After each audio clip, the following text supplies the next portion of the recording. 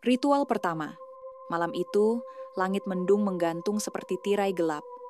Hujan belum turun, tapi udara terasa berat, seolah menekan rumah Daniel dari segala arah. Di dalam kamarnya yang gelap, hanya diterangi oleh 7 batang lilin putih yang sudah diatur dalam formasi melingkar. Daniel duduk bersila. Buku itu tergeletak terbuka di depannya. Halaman-halaman yang sebelumnya kosong kini terisi penuh dengan bahasa yang entah bagaimana ia pahami. Lantai kamar telah berubah. Bukan lagi keramik biasa, melainkan pola-pola simetris seperti ukiran batu kuil, membentuk simbol besar menyerupai mata terbuka. Daniel tak tahu sejak kapan pola itu muncul. Ia hanya ingat menggambar bentuk awalnya dengan kapur putih. Tapi kini bentuk itu terukir dan memantulkan cahaya lilin. Ia mulai membacakan mantra seperti tertulis dalam buku, bukan dalam bahasa manusia, tapi dalam bahasa kasar dan tajam yang menusuk telinga sendiri. L. Et Namtor, M. Ad Foknar Ishtal, V. El Namur. Saat kata-kata itu keluar dari mulutnya, suara di sekitarnya perlahan hilang seperti seluruh dunia membungkam untuk mendengarkan. Lampu di luar rumah mati, jam dinding berhenti, bahkan suara jangkrik pun menghilang. Daniel merasakan getaran halus merambat dari ujung jari ke tulang belakang, seolah tanah tempat ia duduk pun bergerak. Lilin pertama padam dengan sendirinya. Diikuti yang kedua, lalu ketiga, satu persatu, hingga hanya lilin terakhir di depannya yang masih menyala. Tepat saat itu, suara berat dan dalam terdengar dari dalam kepalanya. Tapi, bukan suaranya. Aku mendengar panggilanmu. Daniel membuka mata. Di hadapannya, di tengah lingkaran, berdiri sesosok makhluk tanpa wajah. Tubuhnya gelap seperti malam, tinggi melengkung seolah tak bisa ditampung dalam ruang fisik. Namun anehnya, ia tidak merasa takut. Justru ada ketenangan, seperti menemukan seseorang yang telah lama ia cari. "Siapa kau?" bisik Daniel. Makhluk itu menjawab, namun bukan dengan kata-kata, melainkan langsung mengalir ke pikirannya. Seperti hujan informasi masuk begitu saja, liar, kacau, dan penuh simbol. "Kau menyebutku iblis, tapi aku hanya pintu yang terbuka. Kau sendiri yang mengundangku." Daniel merasa tubuhnya mulai berat. Keringat dingin mengalir. Tapi ia tetap duduk. Ia tahu, ini adalah titik balik. "Lalu, apa yang kau inginkan dariku?" Makhluk itu bergeming, tapi kemudian dengan gerakan perlahan, ia menjulurkan sesuatu seperti tangan atau ranting gelap ke arah dada Daniel. Daniel tidak bisa bergerak. Saat ujung itu menyentuh dadanya, ia merasa tersedot ke dalam dirinya sendiri. Dunia sekitarnya lenyap. Gelap total. Ia terbangun di tempat asing. Gelap. Dingin. Ada suara tetesan air di kejauhan. Aroma amis darah. Dinding di sekelilingnya bergerak seperti hidup, terbuat dari daging dan urat yang berdenyut. Di tengah ruangan itu ada cermin tua berbingkai hitam, tapi bayangan yang ia lihat di dalamnya. Bukan dirinya. Sosok itu mengenakan pakaiannya, tapi matanya kosong. Di belakang bayangan itu, berdiri sosok makhluk yang sama, dan semakin besar, makin mendetail, dengan tanduk panjang dan sayap gelap membentang. Suara dari belakang membisik, "Ini hanyalah awal, Daniel. Kau sudah membuka gerbang pertama. 3 lagi akan membawa kita bersatu." Daniel memutar tubuhnya tapi hanya hampa. Ia terbangun.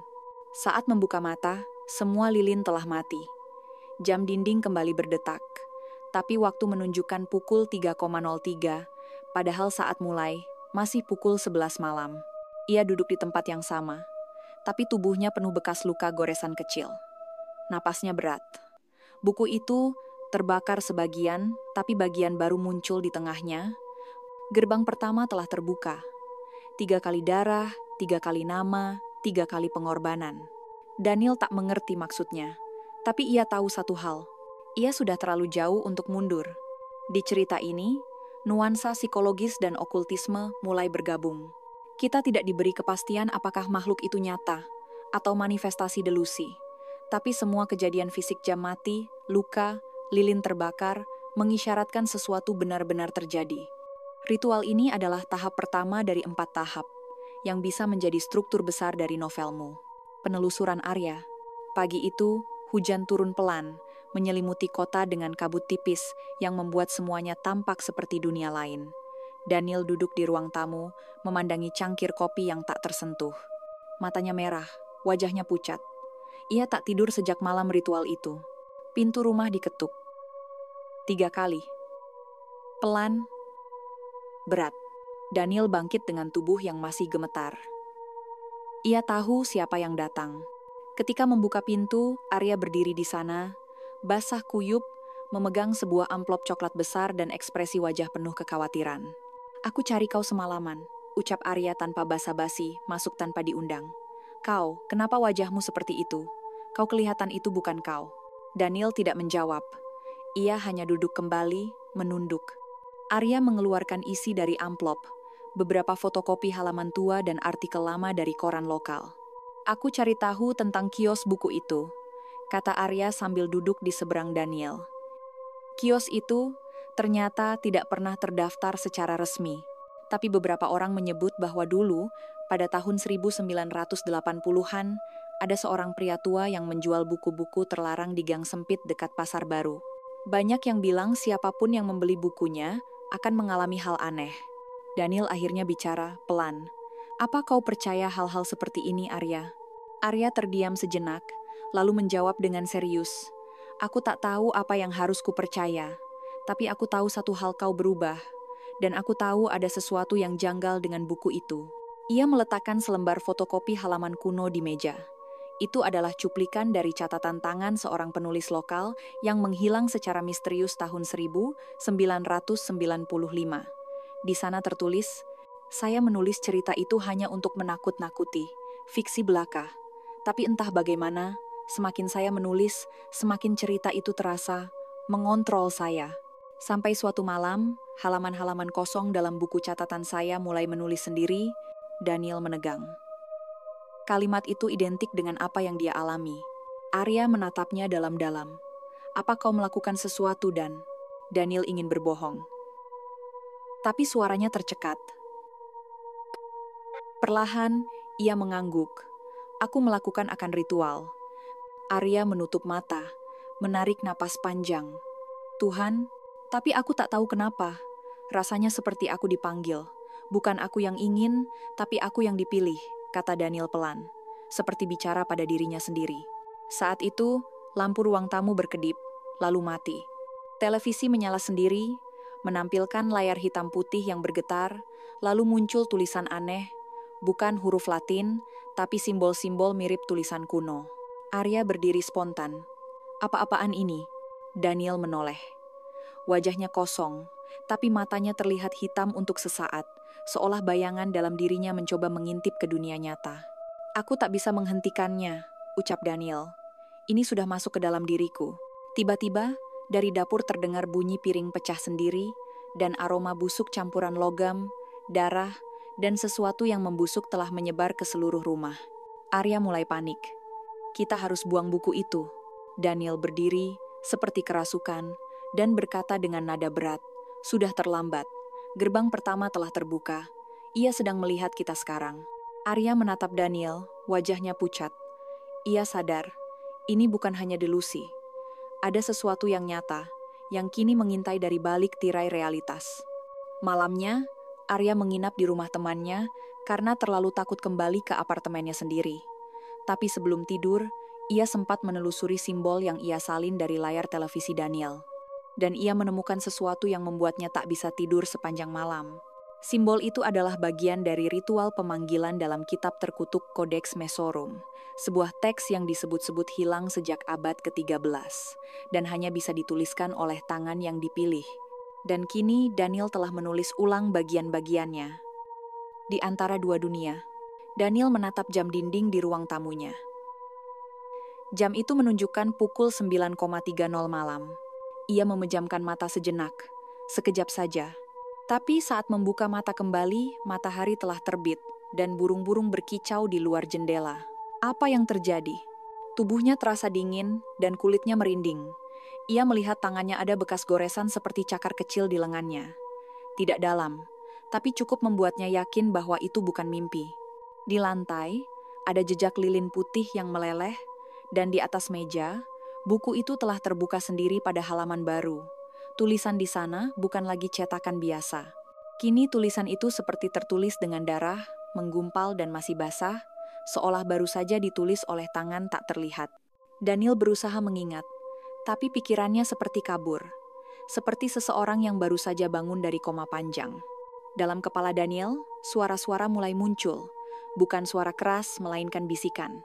Terkadang dalam bahasa yang tak ia mengerti, tapi kadang dalam suara ibunya, gurunya waktu kecil, bahkan suaranya sendiri. Buka gerbang berikutnya. Kau sudah dipilih. Hanya satu langkah lagi. Suaranya sendiri berkata demikian, tapi mulutnya tidak bergerak. Itu membuat Daniel hampir muntah karena panik. Ia berlari ke kamar mandi dan menyiram wajahnya dengan air. Namun saat melihat cermin, bayangannya tersenyum kepadanya, bahkan ketika wajahnya sendiri tidak tersenyum. Bayangan itu berkata, "Kau tidak sendiri. Kau tak pernah sendiri." Sementara itu, Arya sedang berada di Perpustakaan Nasional. Ia membuka laptop dan menelusuri lebih dalam tentang penulis misterius yang disebut-sebut menulis naskah asli buku itu. Nama samarannya hanya tertulis sebagai M.D.